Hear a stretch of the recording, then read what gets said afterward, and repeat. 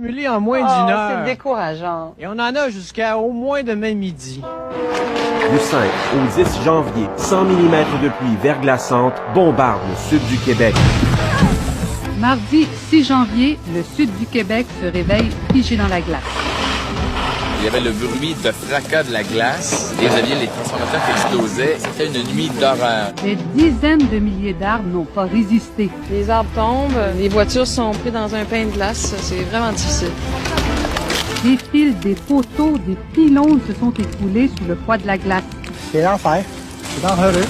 3000 km de lignes électriques tombent, plongeant dans le noir la moitié du Québec et 10 de l'Ontario. La crise frappera surtout la Montérégie. Dans le triangle formé par les villes de Granby, Saint-Hyacinthe et Saint-Jean. Un centre d'urgence est mis sur pied pour gérer la crise. Je vais prendre cette année-là, moi. La population s'organise, la parenté est mise à contribution, les centres d'hébergement ouvrent leurs portes. Des dizaines de milliers de sinistrés affluent dans les refuges. Vous ne saviez pas où aller.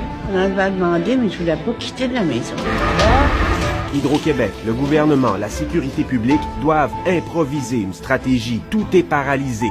L'armée canadienne est appelée à la rescousse. 16 000 soldats sont dépêchés pour venir en aide aux monteurs de ligne du Québec et de l'Ontario. C'est le plus important déploiement en temps de paix de l'histoire du pays. Vendredi 9 janvier. Ce que vous voyez là, c'est le centre-ville de Montréal, plongé dans le noir. Les deux usines de filtration d'eau de Montréal passent de longues heures sans courant. À un certain moment, il ne reste que 2 heures d'eau potable de disponible sur l'île. Hydro-Québec réussit à réalimenter la métropole. On vient de frôler ce qui s'appelle le désastre à Montréal. Multiplie les appels d'économie d'énergie et donne même l'exemple en éteignant son enseigne. Ce qui est en rouge. L'armée a maintenant dressé un véritable plan d'opération dans les zones dévastées où plus d'1 million de personnes sont toujours sans électricité. Plus personne n'est capable. Il n'y a pas juste nous autres, c'est tout le monde.